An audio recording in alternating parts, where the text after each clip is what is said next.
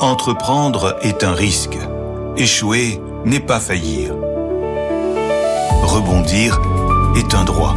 Tony Ascioli, avocat, podcast. Et cette notion de rebond, Jean, que tu as parfaitement, mise en œuvre te concernant, selon toi, ce n'est pas oublier la chute.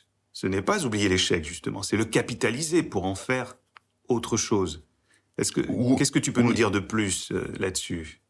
Alors, c'est vrai que je crois qu'il y a un art japonais dont j'ai oublié le nom, mais qui, quand un vase est cassé, on recolle les pièces avec de l'or et le résultat est encore plus beau que la pièce originale. Mais la je pièce crois qu'en a des fait, cicatrices c'est ça, qui la rendent encore plus belle. Oui. Alors ça évidemment c'est une image. Donc je n'oublie pas ma chute, parce qu'en fait en plus elle m'a donné accès à la photo. Donc merci la chute. Mais je crois qu'en fait évidemment tout le monde dit qu'on doit apprendre de ses échecs. Moi je crois qu'en fait au-delà de l'accès à la photo que la chute m'a permise. Moi j'essaye d'anticiper aujourd'hui. Donc voilà ce que j'ai gardé essentiellement de cette période. Et dernièrement là, j'ai visité parce qu'on fait des interviews avec un ami de chef d'entreprise et je vais te dire ce qu'il a dit. Aujourd'hui, tout va très bien, mais cette situation est derrière nous. Mais je réfléchis toujours comme si nous étions en période de crise, tu vois. Eh bien, je crois que je réfléchis encore comme ça. J'essaye de me dire, j'essaie de projeter beaucoup plus peut-être que ce que je faisais avant. D'accord. Cet art de réparer les objets en sublimant les cassures, c'est le kintsugi. Exact, voilà. C'est ça, voilà, j'avais oublié le nom. Qui est fabuleux, parce que l'objet est encore plus beau qu'avant, finalement. C'est ça. Il a une histoire et il a sa résilience, en fait, qu'il porte en lui. Jean, une question sur le déni du chef d'entreprise, ce déni de réalité qui est inconscient, qui est cette impossibilité de, trop souvent encore, d'apprécier la réalité de la situation financière, économique de son entreprise, et qui retarde considérablement. Est-ce que toi, tu l'as vécu lorsque tu étais industriel ? Je ne peux pas être plus précis. Et oui, parce que, je dirais malheureusement, tout avait plutôt bien fonctionné pour moi, jusqu'au moment où il y a eu les prémices où les problèmes commençaient à apparaître. Comme j'étais invulnérable, et comme je m'en étais toujours très bien sorti, et que j'étais formidable, et que j'avais toujours des projets qui me permettaient de ne pas voir le présent, eh bien effectivement je n'ai pas vu ce qui devait m'alerter. Et je me suis dit non mais là, mauvaise passe. En plus, à l'époque j'avais un peu de trésorerie. Je me suis dit bon, eh bien écoute, c'est pas grave, j'ai de la trésorerie, elle est là pour passer les mauvais moments. Donc tous ces facteurs m'ont poussé à être dans le déni. Et la passion qui là était devenue vraiment un problème, puisque je regardais pas le côté financier et je m'étais dit je me relance dans un nouveau projet. Et là je m'étais lancé dans un projet qui était presque infaisable. C'était la construction d'un immeuble modulaire. Donc voilà, au pire moment, je me suis dit, je vais me relancer dans quelque chose de nouveau que je ne connaissais pas. Et donc, j'étais dans la fuite en avant. Voilà, tout simplement. Qu'est-ce que l'ancien chef d'entreprise comprend mieux que le photographe, je dirais, pur, lorsqu'il regarde un patron, un salarié, un atelier, une fatigue ? Alors, je pense qu'aujourd'hui, je vais les regarder dans un ensemble. C'est-à-dire que je vais pas prendre le patron d'un côté, le salarié de l'autre, l'atelier ou une fatigue. Je vais les prendre dans leur intégralité. C'est-à-dire que pour moi, l'entreprise, c'est une horloge. Et donc, je vais essayer, si je dois faire des photos dans une entreprise, de raconter une histoire, puisque donc mes séries sont narratives. Hein. Je vais essayer de faire en sorte que chacun soit le complément de l'autre. Tu vois, voilà. Donc donc évidemment, je parle surtout de l'humain. Mais je vais pas dire le patron, c'est sa problématique, qu'est-ce qu'il gagne, le salarié, même question. Non, je vais entremêler tout ça. D'accord. Voilà, j'essaye de... Et pourquoi? Alors, j'ai déjà un peu la réponse par rapport à tout ce que tu m'as dit, mais je voudrais que tu précises davantage, si c'est possible. Pourquoi avoir choisi l'entreprise comme territoire photographique alors que ce n'est pas le sujet le plus attendu en photographie d'auteur? C'est un sujet à explorer, effectivement, c'est un terrain vierge. Qu'est-ce qui encore te stimule, te motive? Mais je crois qu'en fait, tu as dit c'est un terrain vierge. Eh bien, je crois que c'est ça. En fait, le monde de l'entreprise est méconnu, mais quand on creuse un peu, quelle richesse. Donc il y a tellement de choses à montrer, et pas simplement de l'esthétique, hein, pas un alignement de bouteilles ou une architecture originale.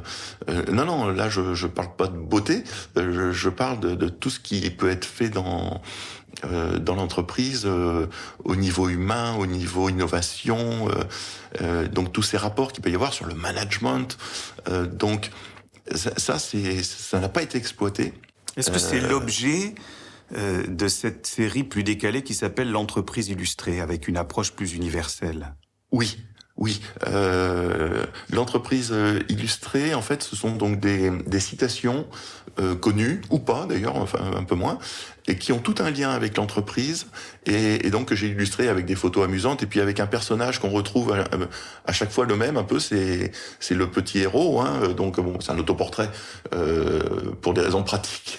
Je me suis déguisé en un personnage qui va représenter toutes les facettes de l'entreprise.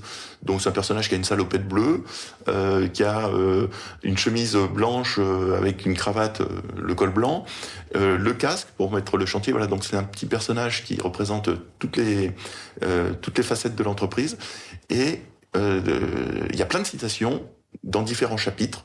Alors il y a le chapitre stratégie, le chapitre réussir, le chapitre psychologie et communication. Voilà, j'ai fait donc un classement de toutes ces citations pour essayer de balayer l'entreprise au sens large. Que l'on ne voit pas habituellement de l'entreprise. C'est que l'entreprise, c'est un lieu d'épanouissement, de création, un lieu de vie. Et c'est ça que j'essaye de montrer. Qu'on peut faire plein de choses dans l'entreprise. Maintenant, si on veut, on peut me dire l'inverse, hein, que c'est un lieu d'exploitation. Mais ça, tout le monde le fait. et c'est très facile de critiquer. Mais quand on fait et quand on voit comment les autres font, les autres chefs d'entreprise, je me dis mais quelle énergie il faut pour créer une entreprise. C'est des gens quand même qui sont ils ont envie de créer, hein. Je crois qu'il y a tout ça c'est en commun chez les entrepreneurs, et j'ai envie de montrer cette envie de créer. Voilà, qu'est-ce qui pousse ces gens à créer autant? Ça ne peut pas être que l'argent. Non, je crois qu'il y a une profonde, si tu veux, énergie qui se déploie dans cette action de créer. C'est Albert Camus qui disait que créer, c'est vivre deux fois. Et pas simplement, finalement, dans la création artistique, dans la création entrepreneuriale également. Dans toute forme de création, c'est quelque part s'extirper de soi-même pour aller vers un objectif que l'on atteint ou pas. Et c'est finalement, ce qui compte, c'est moins d'atteindre l'objectif que d'y aller. Et c'est pour ça que l'échec, c'est simplement un objectif non atteint, mais ça n'est pas une faute. Et c'est toute la difficulté que nous rencontrons au quotidien, nous les praticiens du droit des entreprises en difficulté, c'est cette confusion encore entretenue dans l'inconscient collectif entre échouer, c'est simplement ne pas réussir. La faute, c'est être à l'origine par un comportement non adapté de la défaillance. C'est pas la même chose. C'est pas la même chose. Et le débiteur malheureux, c'est pas la même chose que le débiteur malhonnête. Et encore, c'est pas suffisamment accepté cette distinction. Jean, je voudrais un peu ton avis là-dessus. Je me souviens, j'avais été interviewé dans une émission assez connue et donc il y avait un reportage qui passait juste avant et c'était une fromagère. Et quand elle s'exprimait, je retrouvais un petit peu ce que moi je disais même quand j'avais arrêté mon activité. C'est mais je vous jure que j'y suis pour rien. Je vous jure que j'ai pas fait exprès. En fait, la personne qui était interviewée, en fait, non seulement elle avait plus son activité et elle se sentait coupable. et donc elle disait mais c'était pas intentionnel. Moi, je voulais essayer de faire quelque chose, mais elle me dit je voulais pas en arriver là. Donc elle était sur la défensive en fait, alors elle avait plus rien et elle était en train de dire c'est pas moi quoi. Je voulais juste bien faire. Je voulais pas faire autre chose. Voilà, pas d'autre. Donc c'était un peu moi aussi ce que j'avais quand j'avais arrêté mon activité. Je me suis dit mais j'ai voulu forcer l'activité, j'ai voulu la maintenir à tout prix, ce qui m'a coûté une fortune. Mais et puis à la fin, je disais j'ai fait ce que j'ai pu, en fait. Donc il manque peut-être, il faudra peut-être s'interroger dessus, mais une formation pour être entrepreneur, parce que je crois que c'est important de pouvoir voir ce qui peut alerter, ce que j'appellerais, ce qu'on appelle aujourd'hui des signaux faibles. Oui. Les signaux faibles. Quand tu entres dans un atelier, un bureau, une usine, un laboratoire, un commerce, qu'est-ce que tu regardes en premier? Quel est l'œil du photographe? Sur quel détail il se pose? Les corps, les gestes, les regards, des silences? Ce qui m'intéresse bien, c'est la production de l'entreprise, en fait. C'est le mouvement. Le mouvement, oui, le mouvement. Quel est le produit, quel produit original l'entreprise va produire, et comment un chef d'entreprise qui a un produit très original va organiser son entreprise pour produire quelque chose d'atypique. Et je peux te prendre un exemple si tu... Ah oui, avec plaisir. J'ai visité une entreprise qui fabriquait des selles pour les chevaux, et en fait la personne qui était à la tête de cette entreprise a commencé avec très très peu de moyens. Ses parents avaient pas beaucoup de moyens, ils lui ont offert une machine pour coudre les cuirs. Il a acheté quelques cuirs, il a commencé à faire ses premières selles. Et puis après, il a vendu des selles un petit peu, donc plutôt haut de gamme.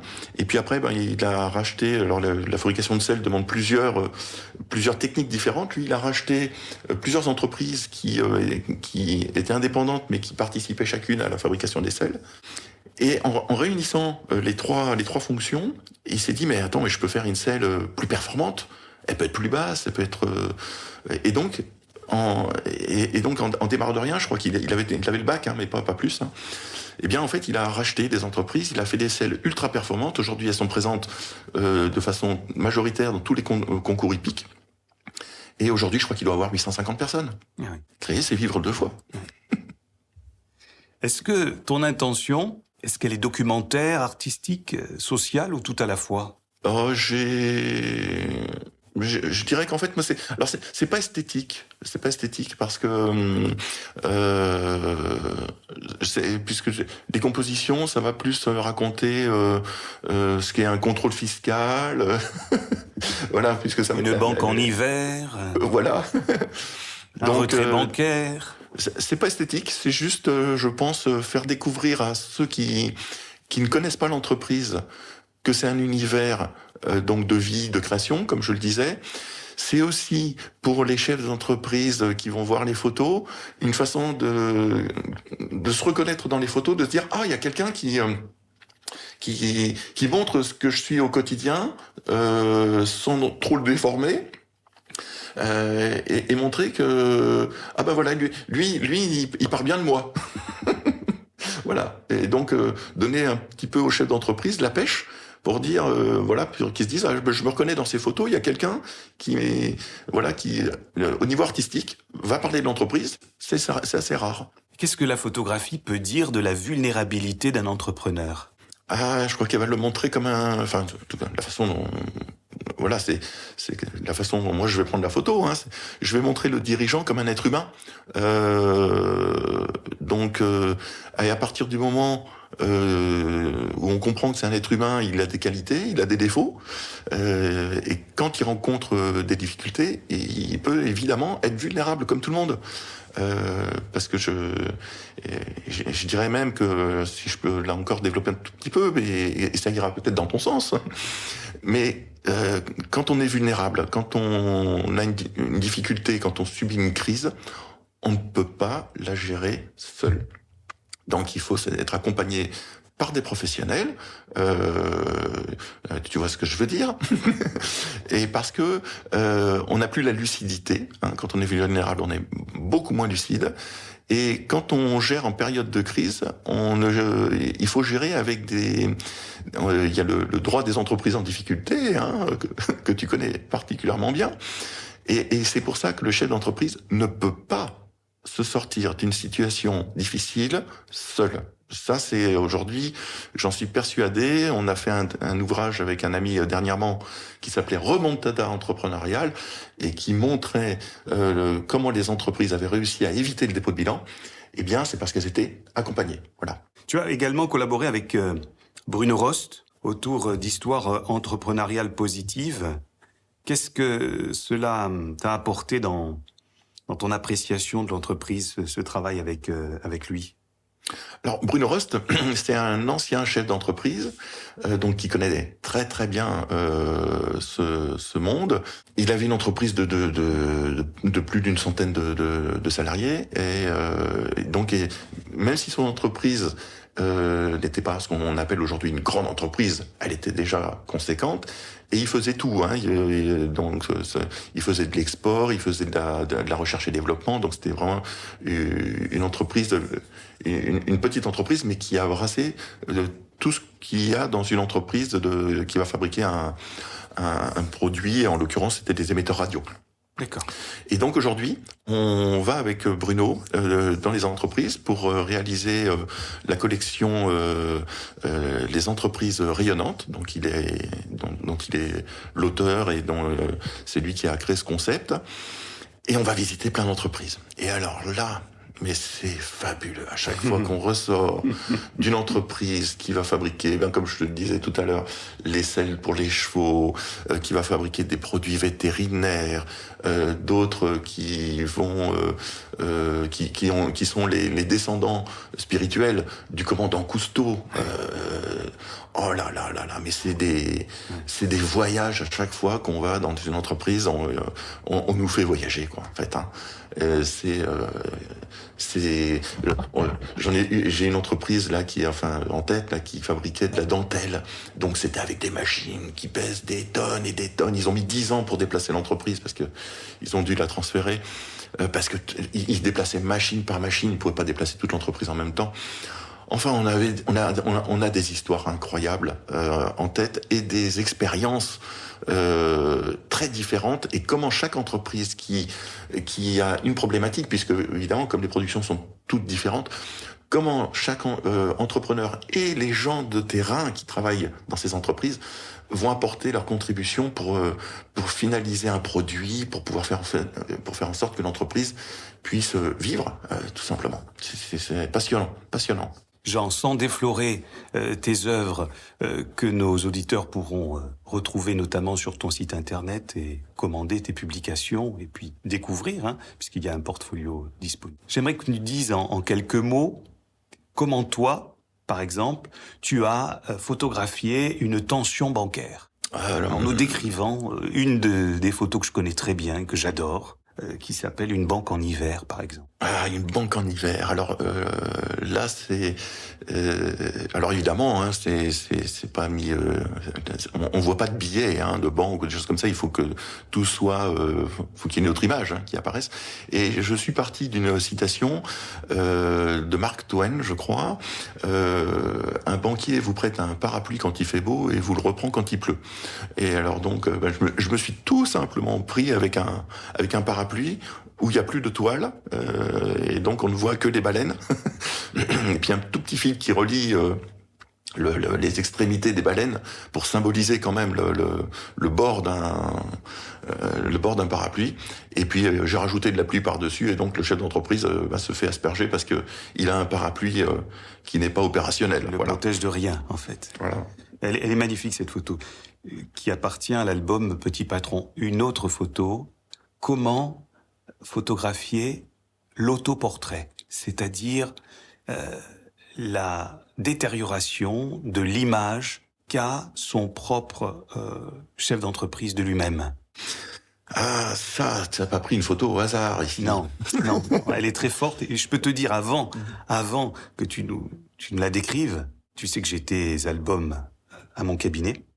Et un jour, j'ai rencontré un chef d'entreprise, transporteur routier France-Italie, près de 70 ans, près de 40 ans de métier, totalement perdu parce que pour la première fois de sa vie, il a rencontré des turbulences financières, qui n'étaient pas si graves d'ailleurs. Mais pour lui, c'était inenvisageable, ce qui venait de lui arriver. Il voulait arrêter toute activité, céder son entreprise à vil prix. Nous l'avons gardé avec son expert comptable près de 2h30 en rendez-vous, d'où je suis sorti, elle comme moi, épuisée.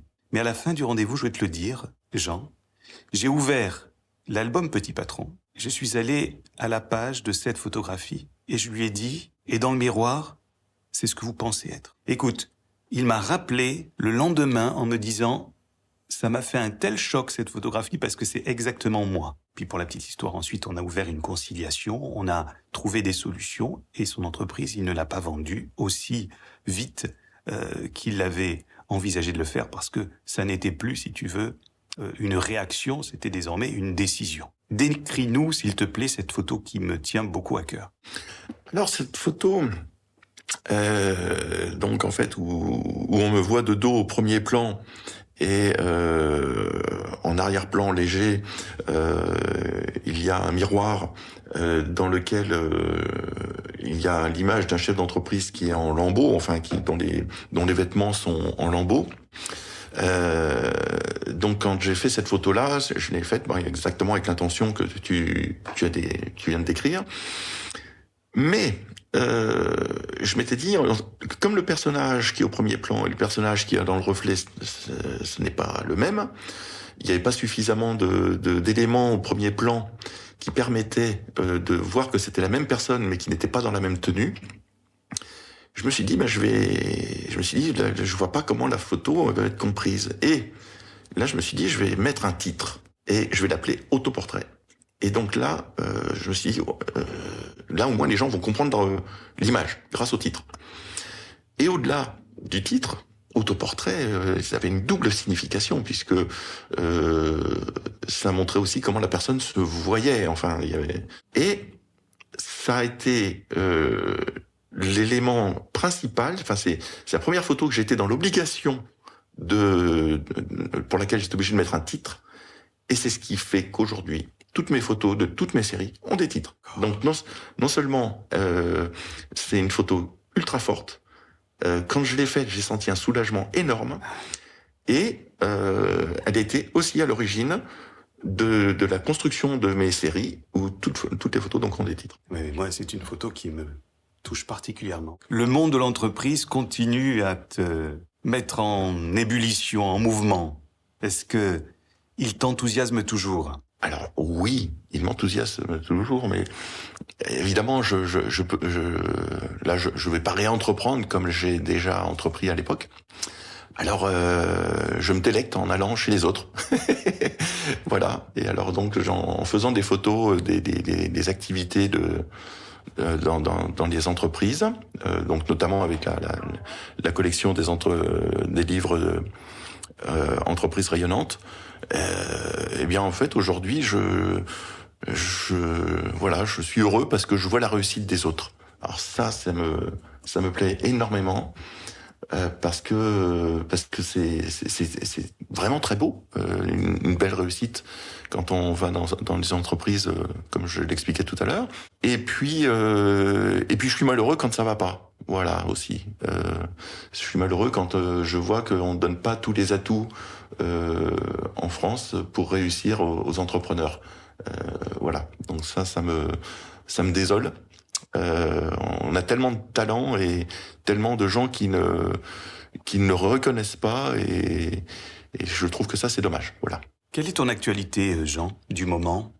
Alors mon activité, je prépare, j'ai un projet d'exposition au Sénat, D'accord. à l'Orangerie du Sénat plus précisément.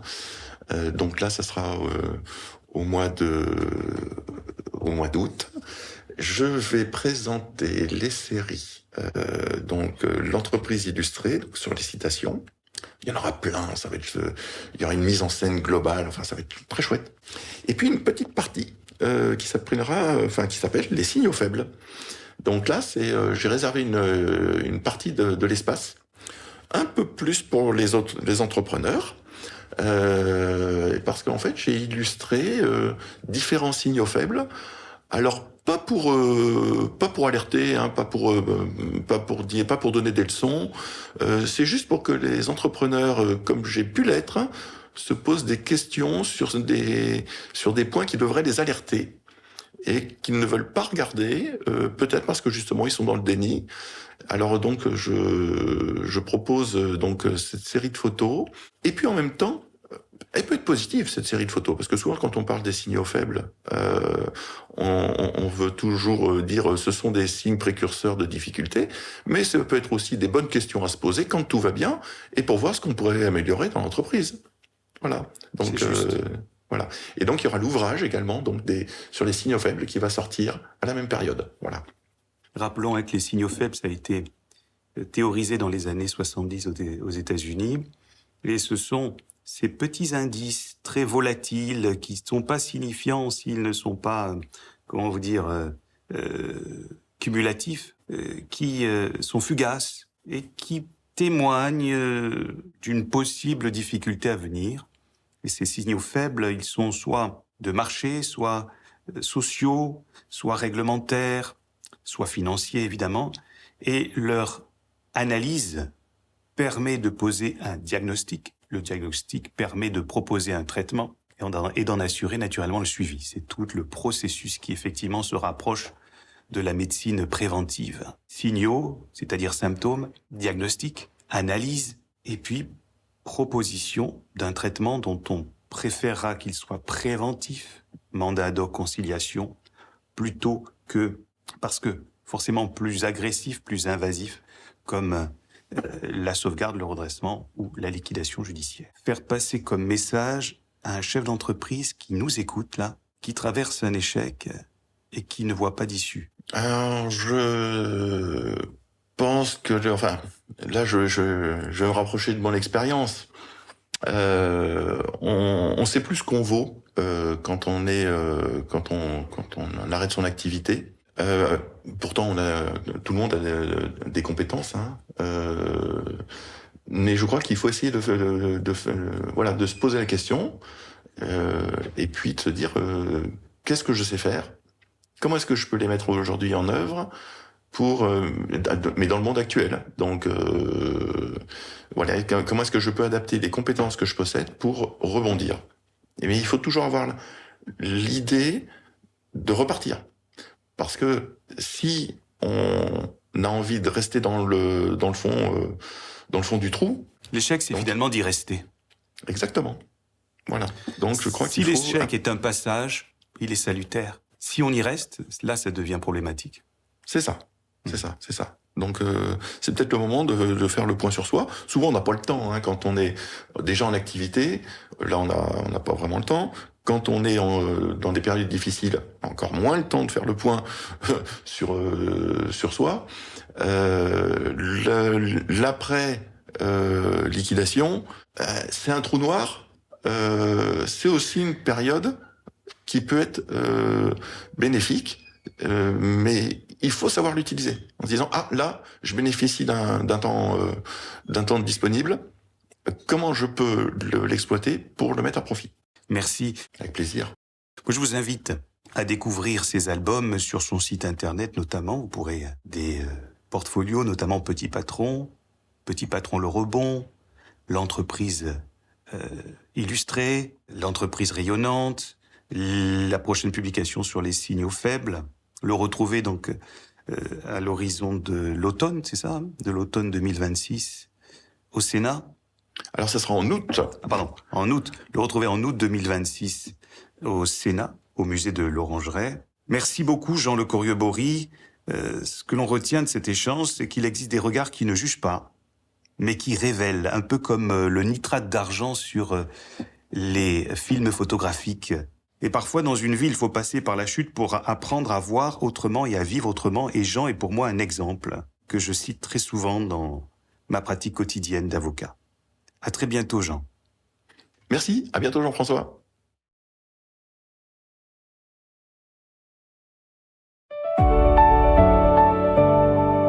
Entreprendre est un risque. Échouer n'est pas faillir. Rebondir est un droit. Tony Ascioli, avocat, podcast.